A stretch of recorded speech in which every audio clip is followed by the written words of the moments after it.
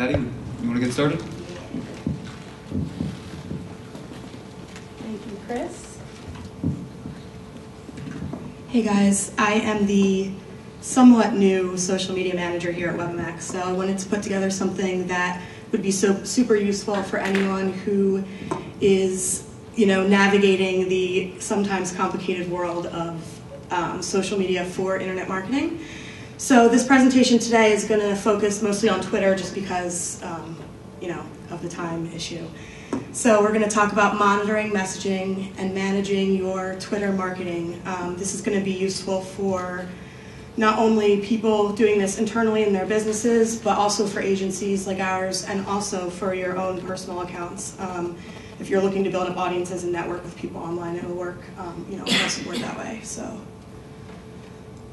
the first thing that you want to do for your marketing campaign is to monitor your audience. So you want to figure out first, who are they connected to, and what are they talking about? Next, you want to craft your content. This is especially important. So we're going to talk about what kind of language you should use, the length of your posts, ideal numbers of tweets in a day, and then optimal times of day to get the most reach out of it. And then thirdly, we'll talk about managing your campaign. So increasing your interactions, number one, preparing your Twitter stream so that when people come to your, your profile, you're so ready when you have that big message, that your other messages underneath it, are in line with your big message, and then, people will click not only on that message, but on the other ones as well. How are people responding to your messages, and then what ropes them in, because you're going to want to continue to do that, obviously, to get the most out of your engagement. So first we'll talk about some tools that you can use, and then later on we'll talk about tips for content. So I just picked 3 tools that I use and that I really like a lot. So the first one is called Followerwonk. I don't know if you guys use it or not, but basically you can search Twitter bios by keyword. So you can type in, I did, for example, social media. And then anyone who has social media in their bio is going to come up, and you can sort it by influence or other ways to sort it so that you can, find the people that are also interested in what you're interested in or what your client's interested in. Number 2 is you can compare Twitter users to see who is most active. So those are the people that you're going to want to obviously connect with. And number 3 is analyze your followers. So you want to see the demographics of people that any user follows. So if you're a location-based company, then obviously you want to, target the people in that location. So here's a close-up of that again, and I here sorted it by influence. So those are the people that you're going to want to connect with on that keyword. So what's your audience talking about? A cool tool to figure out what people are talking about is Mention Map. It's a visual representation of relationships that you build on Twitter. So you basically sign in under your own account or under your client's account, and you can see the people that you have the most conversations with and what they're talking about. So it sorts it by hashtag. I guess it sorts it by hashtags so that if you see somebody or people in that industry talking a lot about a particular hashtag, that's what you're going to want to write your content about, so that you're engaged in the conversation that is relevant. So here's a screenshot of that. I talk with Nordstrom a lot because they're my favorite store. And here you can see Chris Countey has been talking a lot about authorship lately. So that's a hashtag he's been using. So, if I wanted to connect with him, obviously I would create some kind of content that talks about authorship so that I can, engage with him. So you can do this, again, you just sign in. It's a free thing. You just sign in with through your Twitter account, and it'll just automatically come up with this map. So that's kind of cool. Third is called Bottlenose. So this allows you to see who your followers are following, and it lists trending topics, trending people, top links, and recent comments. And there's also this sonar feature. I didn't screenshot this sonar feature, but if you go on, you'll see it. It's pretty easy to use. It just shows you what people are interested in a keyword are also talking about. So it's another tool just to figure out what is going on in the industry. So here's a screenshot of the dashboard of Bottlenose. So again, I use social media as an example, and all of these are pretty familiar to all of us. But if you search the keyword that if you're working for a client and it's something that you don't know quite as much about, it's just a really easy way to see exactly what people in that industry are talking about. So that's where you can like pretty much start your research. So it'll give you also top links, and then here are top images down in the bottom right-hand corner. So this tool has tons of other useful things that you can use, but that's pretty much, this is the dashboard, so that's pretty much what you're going to focus on. So next we'll talk about crafting your content. So what kind of language do you want to use? What is, of course on Twitter you're limited to 140 characters, so what is going in that space that is going to get people, get people's attention? So number one, you want to use emotion. So you want to write how you speak. If you write, in like overly technical language or something, people who, are in that industry or whatever might understand what you're saying, but for the most part, you want to just kind of write how you would talk. You want to use strong start words. So because you only have 140 characters, you want to start with a word like new, now, free, that kind of thing to get people's attention right away. Number three is take the time to use descriptive words that actually describe the content you're sharing. So I know with my own experience with Twitter, there are a lot of times that I'll, see a headline, click on a link, and then the link takes you to something that isn't exactly what it had been advertising. It wasn't what I expected. So taking the extra time to just be really descriptive is going to pay off big time. So number four is value proposition. If a user clicks through, this goes back to what I was just saying, what do they get out of it? Are they getting tips, inside information, unique content, coupons, whatever? The user's looking for something for their own benefit, right? They're not clicking on that link because you want them to. So, you have to offer some kind of value to them. What is that value? So once you figure out what that value is, then that's how you would craft your content and say, what are they getting out of it? Number five is varying your tweets. So you want to, part of the time share links, part of the time share photos, part of the time ask questions, maybe 20% of the time put in your own professional thoughts or like ideologies or philosophies or whatever.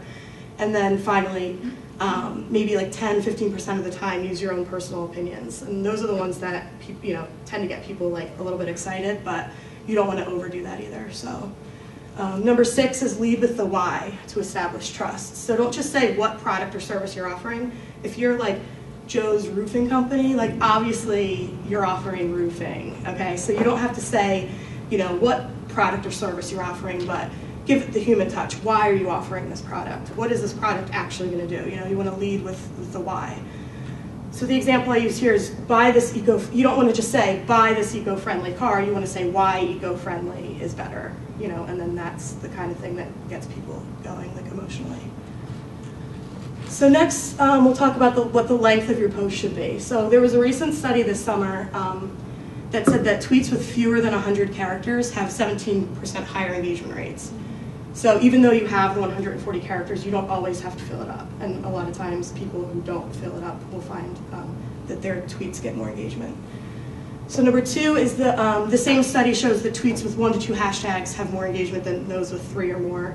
Anyone who uses Twitter, once you get over a couple of hashtags, it's like, all right, already, like I get it, So kind of just limit that to 1 or 2 if you can. And number three is shorter posts allow users to add their own comments when sharing your content, so they can put their own spin on it. And that's good because they're speaking to their audience, right? So like, you don't want them to just, retweet and not add their own spin on it. You want them to retweet, and you want them to put whatever it is that's going to get their audience's attention, because at the end of the day, you want clicks on that. So next is ideal number of tweets. Best practices is to tweet 1 to 3 times a day. Another thing is don't be afraid to tweet new content more than once. Sometimes you'll have this really great piece of content and you just put it out once and hope that people read it or whatever. But don't be afraid to tweet that a couple of times in a day or in a week so that new audiences are seeing that tweet. But again, you want to use fresh text each time. So number 3 is if a piece of content, for example, a blog post on your website is doing really well. Let's say you have a blog post that has like all these comments and everything like that. You're going to want to tweet about that to draw people to that blog post so they can comment and give their 2 cents. So anytime that you have a piece of content that's getting a lot of engagement, whether it's a YouTube video or a blog post or whatever, make sure you tweet about it to draw the most people that you can into that conversation. Number 4 is don't tweet more than 10 times a day to help messages keep their value. So, the more you give away, the less it's really valuable. So you kind of want to just keep that number under 10 a day. So next we'll talk about optimal times a day. You can plan to post your tweets in advance, obviously, with Hootsuite, TweetDeck, or Sprout Social. There's tons of tools out there for that. So users are active, according to tons of studies, in the morning, at lunchtime, and then again in the evening. So you want to keep that in mind when you're scheduling those tweets. And then Sprout Social, in addition to tweeting in the morning, lunch, and evening, you can use tools like Sprout Social, which will show you impressions by day. So this is a screenshot of the impressions by day thing on Sprout reporting tool on Sprout Social. So you can see that, obviously something happened on Monday that got the most engagement. So you can, either, simply more people were reading their Twitter feed on Monday, or what did you do on Monday that was different from Sunday, Tuesday, Wednesday, Thursday, Friday, Saturday? Did you share a photo, that day and not the rest of the week? Well, in that case, obviously your audience likes photos. So you can kind of, take this kind of information and then figure out what people like and give them more of that. Next, I already talked about this a little bit, is to prep your Twitter stream. So when you have a big post coming, you want to prepare in advance so that people are impressed and engaged when they visit your profile. So make sure, what's my profile going to look like? What other tweets are people going to see when they come to my profile to see this? When they click on my name and say, oh, who shared this awesome piece of content? Well, make sure the rest of it's awesome too. So it'll boost the click-through rate and engagement rates of not only that big post, but of all the posts, and keep people engaged and on your website and everything. So the last thing, I think this is the last slide, is what ropes people in. So you want to find out what motivates your audience. And this kind of went back to the slide I talked about right before this one.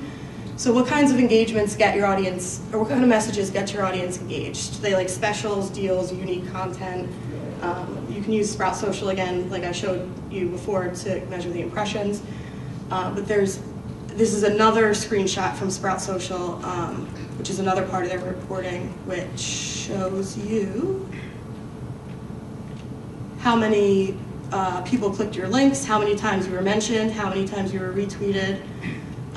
Obviously, right here, this was the highest number of retweets.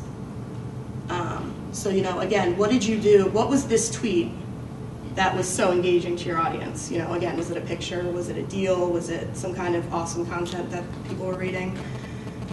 This here in Sprout Social shows you that we had 14 plain text tweets, 40 with links to pages, and 0 with photos. So that should be a little bit more balanced. It's good to have maybe 20%, 30%, and then another 20%, and then the rest with, all of your personal information and stuff like that. So that is not it. How do people respond? I thought that was the last slide. Is your audience retweeting your content? Are they answering the questions that you ask them? Are they mentioning you a lot in their tweets? So you want to be mindful of how your audience responds to your content, right? And then gratify your audience by thanking them for retweets and then responding to their mentions, which is, just Twitter etiquette, I guess.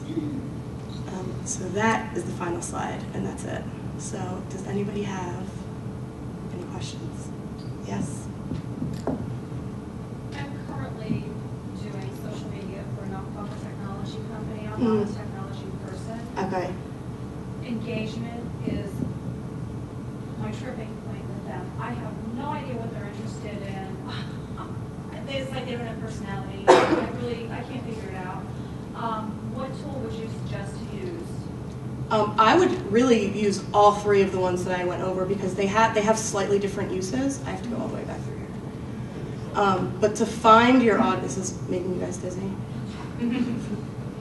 To find who you want to, I'm sorry, I didn't, what would their keyword be, or what was their industry? The company's nonprofit technology resources, so it's, yeah, so you can, computers. yeah, any kind of relevant keyword that would help you find other people in that industry. I would use this to start, type in the keyword, and then you can go ahead and see anyone that has anything related in their bios or anything like that is going to come up here. So those are going to be the people that you want to connect with. So you follow them, you read their tweets, you find out what is going on in the industry, what the conversation is, and then you build your content around that and then reach out to them that way. So that is Followerwonk. Whoops.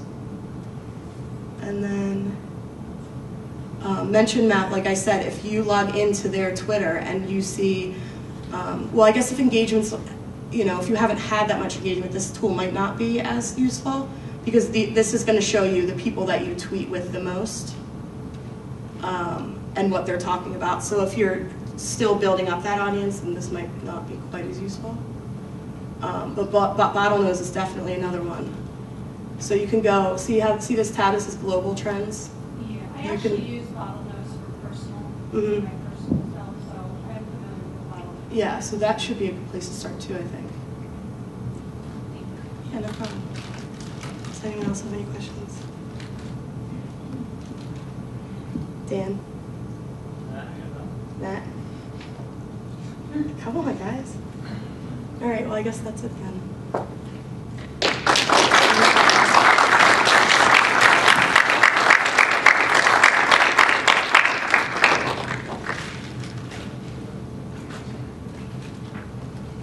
Up next, Chris Lee, talking about scraping. This is a little bit more technical, but I'm sure it's going to rock. So hi, my name is Chris. I'm from Seer Interactive. And what I'm the full-time developer here well, not here, but there at Seer Interactive. And what I do day to day is I build a lot of tools, analytics stuff for our team.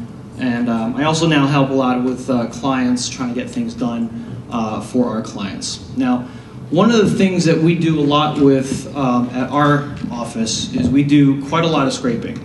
As I'm sure pretty much all SEOs do.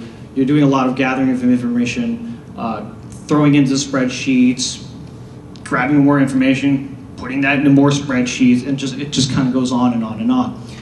And when I thought about this talk, I thought about trying to talk about 7 different things or 7 habits that I personally use as a developer for scraping websites.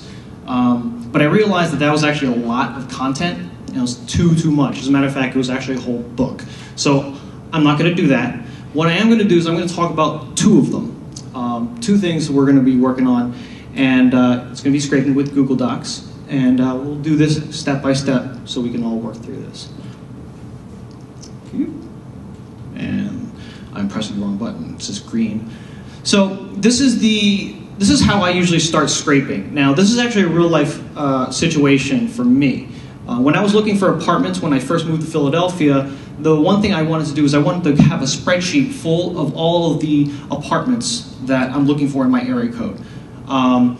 And I wanted to have it like in a column where all the addresses were, and then maybe all the prices, and then how many bedrooms and stuff there were, so that when I go through the list, I can go, yeah, I don't like that, yeah, I don't like that, and just kind of make notations in a spreadsheet. The other thing I wanted to do was I wanted to at least go through this with you guys so that you guys can see how I did it. And then you guys can probably just try to replicate exactly how I did it, or even come up with your own awesome techniques. So this is the website that I started with using. This is Trulia. And as you can see right in the center of the page are all the addresses and basic information that I needed to know. And if I really wanted to go further, we can go through and click on them all. But that's a lot of work. I just want to boom, put them in a spreadsheet, export them, print them, and just write on it because I'm really weird and old school like that. So the first thing I actually do when I start to scrape websites is I actually go to view source. So I go to Control F and I view source, and I take a very small piece of content that I know is sort of unique on that page, and I hit Control F. The reason I do that is because if I'm looking at a website and I see it in view source, I know that I can scrape it. If it's not in the view source, it's probably going to be a lot harder for you to scrape, because the view source is actually is all the HTML done before JavaScript actually changes the page. Once JavaScript changes the page, it's a lot harder for you to scrape without being a programmer. And frankly, I'm lazy. I don't really want to do all this work, so I'm just going to do it here. And great, I see 627 here in the view source. Perfect. This is going to be scrapable. Let's move forward. So the next thing I'm going to do is I'm going to look at the inspect element. And that's when you right-click on the page and you go to the very last one. It's called inspect element. What that does, it pulls up this big thing at the bottom of your browser window, and it shows you all this other stuff. Now, it's basically the same thing. It's HTML. It's all the CSS on the side, but this is after JavaScript. Now, we can go through that, but what's the big part about this is that this is a much faster way to click on some element on the website and find it in the source code. Because, I mean, you can imagine going through source code. It's like, thousands of lines long. You're like scrolling and scrolling and scrolling. That sucks. You don't want to do that. Just right-click on something, inspect element, and boom, it's highlighted. Not a big deal. So I'm going to try to find the easiest way out. I'm not going to program anything. I'm not going to use Google Docs. I'm not going to use JavaScript. I'm not going to use any of that stuff. I have a couple tools that I have in my browser. One of them called Scrape Similar. Okay, you can grab the URL there. We'll have probably the post. We'll post the presentation online at some point. But you can go here. If you right-click on it, you scrape Similar. It's going to try to find all those things down the page for you, so you don't even have to do any of the work. In fact, off the screen here, there's a little button that says Export to Google Docs. If it shows up in that little window, click Export to Google Docs, and you're done. That's all you have to do. No programming, no nothing. Now, in this case, it guessed wrong. I mean, it gave me one address, but it didn't give me much else. So this tool didn't work for me. No big deal. Let's try another one.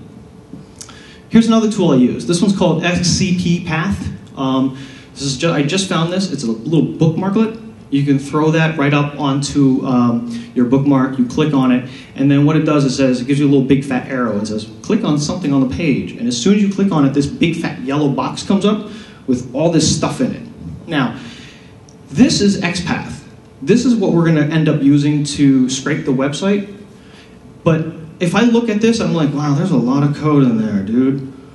If I see that much code in that yellow box, this is probably wrong. And I know that from experience, and you'll probably find out too. In fact, when we go through the rest of these slides, I'm going to show you what it really is going to look like, and it is way shorter than that.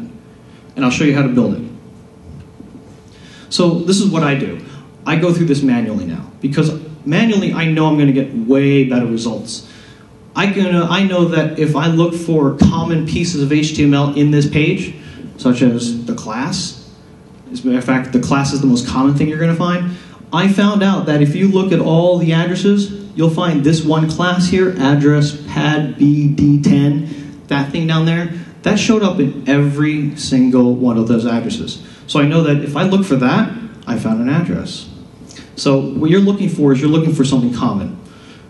I will tell you, most of the time, you're going to find it in class. Okay, so now we're going to pull out the Google Docs, right? Now, oh, don't hate me. Come on, I know you. So I know a lot of people like go, oh my God, it's Google Docs. This thing sucks. I hate Google Docs. Can't we do this in Excel? This is so much easier in Excel, right? Look.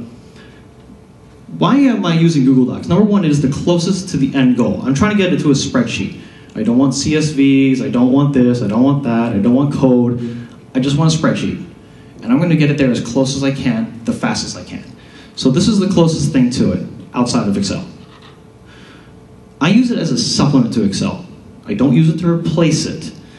Some people think, oh no, they use Google Docs as a replacement. No, no, no, no. Yes, it sucks, okay? I know Google Docs kind of sucks. It's not Excel. I use it as a supplement because there's a couple things that it does that Excel does not do. Number one, is really, really good for teams. If you're working with a team of people, like an SEO team, and you're working on a big document, or you're working on a bunch of scrapes, and you're trying to get a bunch of information in, this is a much faster way to get a team together. The second thing is, it works on a Mac.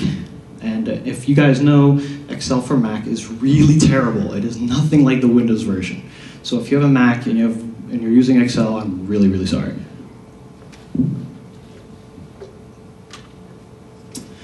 Yeah, you can export it to Excel, so not a big deal. You know, I don't need to stick to Google Docs. I could just do what I need to do, pop it out to Excel, and then move on with my life from there. Because, like, guess what? I'm really good at Excel. I just need Google Docs for a couple things. Number one, I like having JavaScript macros. VBA is really hard to program in, but we won't have to go there. I'm just letting you know that this is the back end of Google Docs is JavaScript, which is actually really nice for programming. The other two things, that there are two functions in Google Docs that are not in Excel that I use all the time: import XML and query. Query is it's like sorting, filtering, and manipulating data. And it's like if you sort a bunch of columns and then you erase a bunch of rows, and then you sort some more columns and you erase a bunch of rows. You can do that just by typing in a few commands in query. It's really, really fast, really, really efficient. I can get done what other people can do in an hour. I can get it done in about 4 seconds using query. I won't go over that today, but if you want to look it up, look it up. It is awesome. What I am going to go over is import XML. Now, there are some things that Google Docs really sucks at, as we said. Number one, it is limited by Google. This is a page right off of Google's page that says, okay, the number of cells is 400,000 cells. You can only have 256 columns. You can only have import XML 50 times. And if you're really into keyboard shortcuts, the Google Docs keyboard shortcuts, I don't really like them as much. One of the things about 400,000 cells, I mean, it says cells, 400,000 total cells in the spreadsheet. Like, dude, that's a lot of cells. No, it's not. I'm sorry, it really isn't. Okay, we're talking about having, let's say you have 20 columns. That's 20 columns across, maybe about 5,000 rows down. That means you can have 4 sheets, if you do the math. It's not a lot. So there are limitations, but it's good for our small time purposes. It's probably good for some medium time purposes. If you really want to scale some kind of scraping, you probably need some kind of programming thing going on. But this will take you pretty darn far, and it has. It takes a lot of people pretty far. So let's get right to it. Let's go step by step. Let's scrape this Trulia website, and let's see what we get. No, it's not live. So the first thing we're going to do is, this is the main formula we're going to use. It's import XML formula. You type in equals import XML into the spreadsheet, into any cell you want, and that's where you start. The next thing you type in is a left parenthesis. That starts the parameters of the function. Then we're going to type in quotes, the entire URL. So here I'm going to type in, or most likely copy and paste, HTTP all the way to the end and stick it into the first parameter. A comma. Then we're going to use the XPath in quotes. This is the major part that people get kind of hung up on. So we're going to go through this nice and slow. But before we do, I'll just add the right parenthesis. So let's explain XPath in plain English. You guys are familiar with how folders work in a computer? Because I hope so. Yeah. Yeah, you laugh, really. There are people who really don't understand that, and it kind of boggles my... You work at what? You work on a computer? No. It's okay. So XPath works like folders on your computer. Here's an example of a folder. This is Windows. I don't use Windows. This is my documents. Inside of my computer, I have my documents. And inside of my documents, I have work stuff. And inside of work stuff, I have this SEER folder. And inside of my SEER folder, I have some big fat proposal. Now, have you ever clicked on the little address bar at the very top of the screen? Right there? If you do, you get something that looks like this. C:\\. It looks like something out of DOS. Right? This is the path to your file. Okay? C:\\, that's the drive, the folder, Chris Lee, documents, work stuff, SEER, and then big proposal. The path is actually a very significant thing, because the path is actually the concept that is used a lot in computer science. In particular, it's used in XPath. So let's take a look at this. This is the path to my file. Okay? The path is separated by a slash. I marked it all in red. So you have users, Chris Lee, documents, Word stuff, SEER, and between each one is a slash. You'll see this repeated in XPath soon. It works the same way. Let's show you. This is how we get the path to that HTML in English. So this is some example HTML. We have a div tag, an ahref, and some text, an anchor text. What we want is we want to get this piece of text because that's where the address is. That's where our phone numbers are. That's where email addresses are. That's where people's names are. That's what we want to grab. This is how we get it. I'm going to look at the tag around it. In this case, it is an A tag, ahref for a link. Around that, I'm going to look for a div tag. Now, you don't have to look for all of these things, but what you'll find is that when I went through the other example, and the bottom of the screen you had the addresses, it was in an A tag. So what we're going to do is we're going to look for that A tag, we're going to look for the div that surrounds it, and this is what our path is going to look like. I'm going to go backwards. You first start off with a double slash. That means anywhere on this page, look for a div tag. Okay? Then we're going to separate it with another slash, like that. And then we're going to add an A tag. So if I go backwards, I said, basically look for any part of this page that has a div tag, and then inside of it, like a folder, has an A tag. And that's it. That's XPath. That's all you did. This is going to get us this piece of text inside, kind of like a file. So what do we do with this XPath? Well, let's put it together. Import XML, left parenthesis, URL, ta-da, comma, XPath, just like I did. And that's it. Now you scrape the site. You ready? So this is what we're going to put into Google Docs.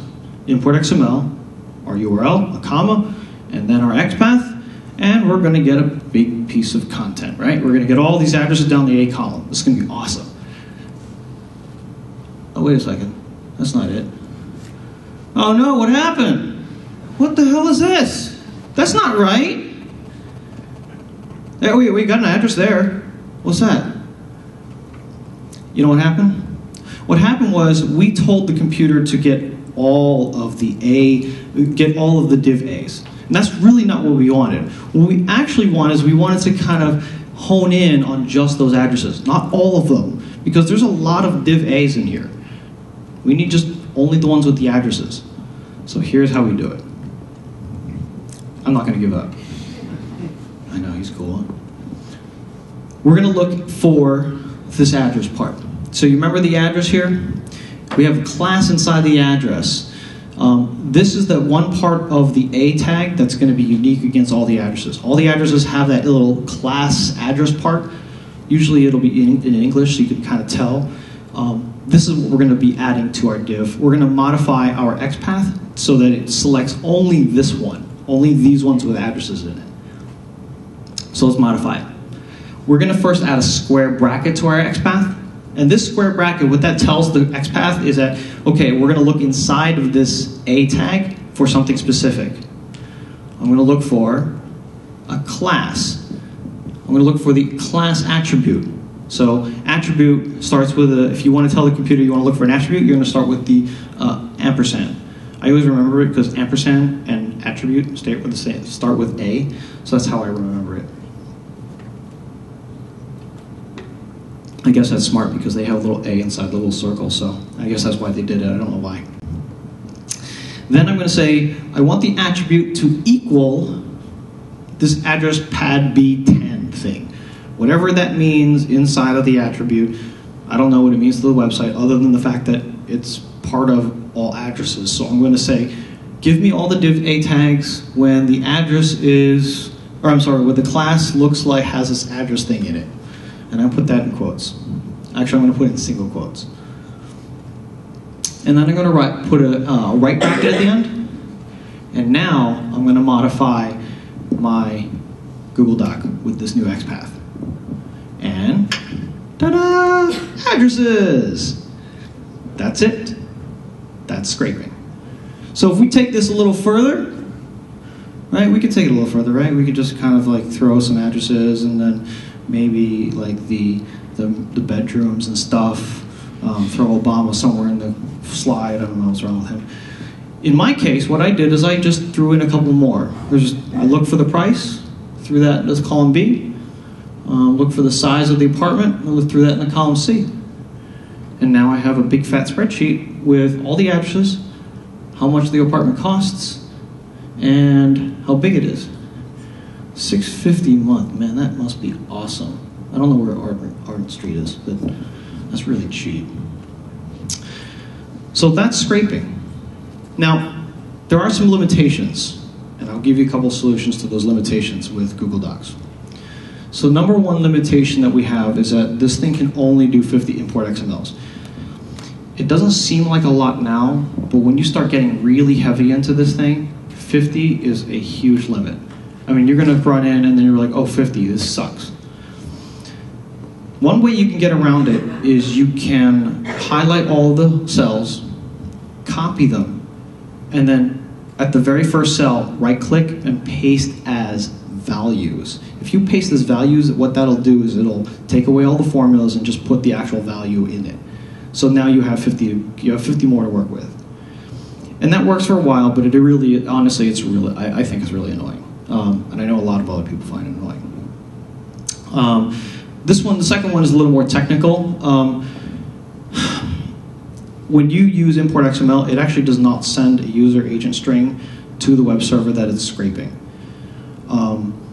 What's interesting about that is that if you don't do that, some really weird websites will not send you the same HTML. So when you're trying to compare what's going on in your browser, you're right-clicking, looking at a bunch of div tags, typing in some XML, it may not work simply because what it finds and what you got in the browser are totally different.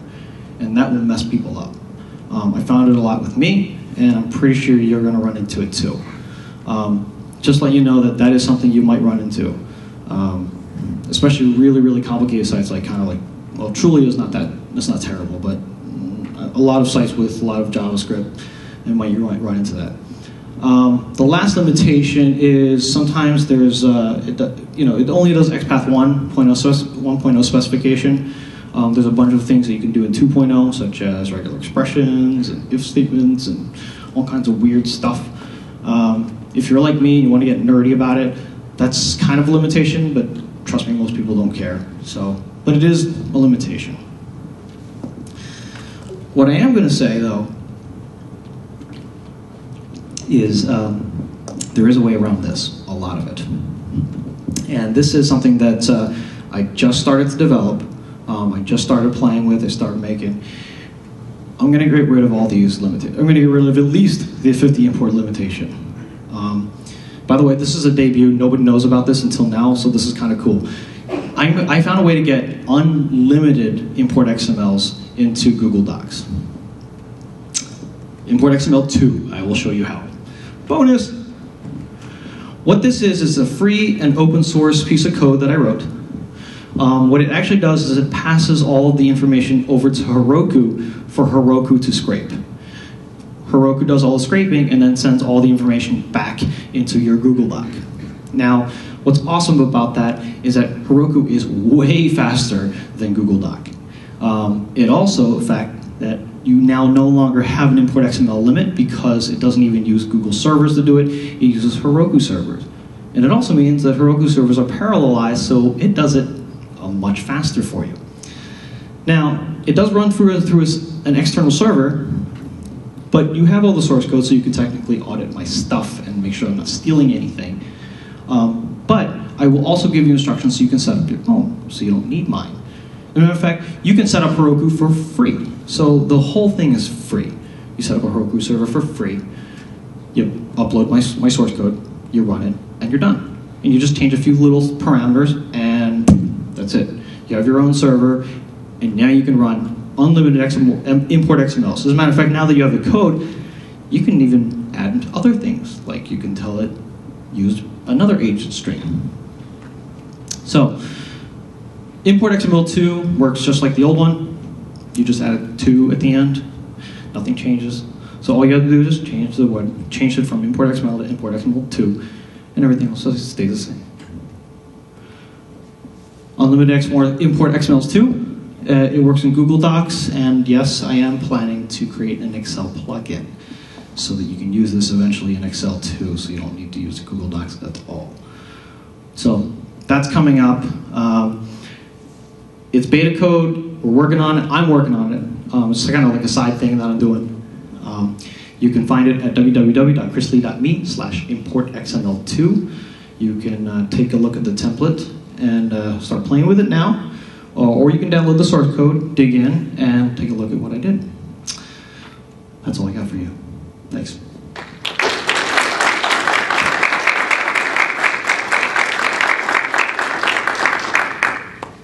All right, so is there any questions? Anything you want me to scrape for you? Steal information from government sites? What's up?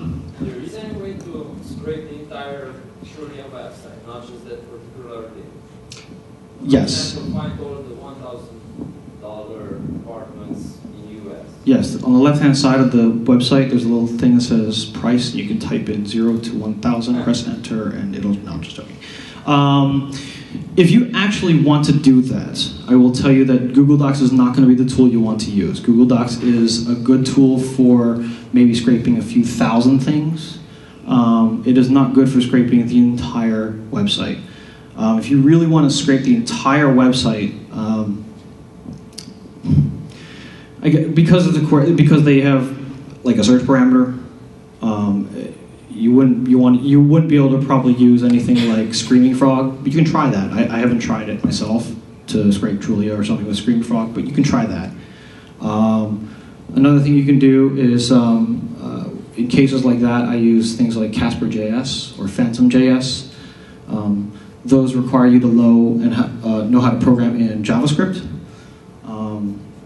So those are things you can do. But again, at that large of a scale, you'll need programming involved. A lot of these tools, the simpler the tool becomes, the less powerful it becomes. So of course, you want something really powerful. There's not going to be any user interface. You have to type stuff into a computer, make it look like the Matrix to work. So that's it. Any other questions? All right, cool. Listen, follow me on Twitter. I am Chris Lee. Follow me on Twitter. Ask me questions. Follow me, and I'll have all of the updates on the import XML2. I'll be tweeting that, all the updates and stuff, anything that happens with it. I'll be tweeting that. And of course, you can always ask me questions on Twitter. I tried the best I can to answer, if not all of them, as many as I can. Sometimes I might just ask you to email me, and I'll answer you one-on-one. So that always works. And once in a while, I actually write code for other people, so it's fun. So free code. So that's it.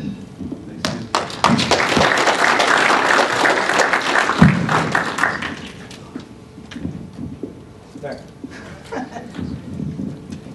thanks, Chris. I can kind of see that being used with what Patty was talking about before. We get some social media names and some stuff that's related to your category, your keyword, or your niche, and pulling that stuff in and being able to look at it pretty easily and sort it out, and do some pretty cool things with Google Docs that not many people know it can do. Before we head out, I want to thank everyone again for coming out. Everyone who's watching online, thank you very much, and we hope to see you next month. Before we close out, wanted to take a minute to show off the WebiMax Analyzer. If you're watching online or if you're here in the office, it's just analyzer.webimax.com. It shows you some pretty cool stats very quickly. Bruce, if you could hit the next step. Go ahead, put WebiMax in, or put any site you want in, really.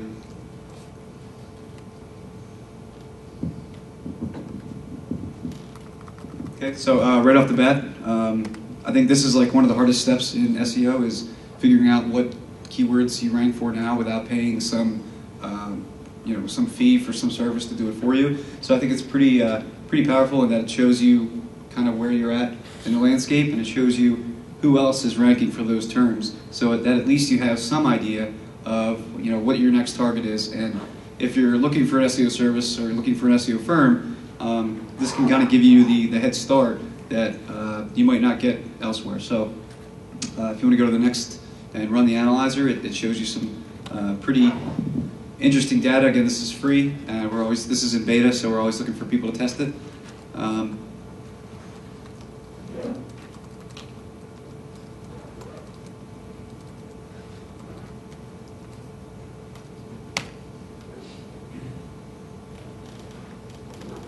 Okay, so you have a couple different stats you can look at. Some people prefer to jump right to the linking. Some people want to see technical aspects, and some people jump right to speed. All these icons here, if you hover over them or you click on them, they're going to give you a little bit more information about what they are. And you can have a full report emailed to you. Again, check it out, analyzer.webmax.com. Thank you, Patty. Thank you, Chris.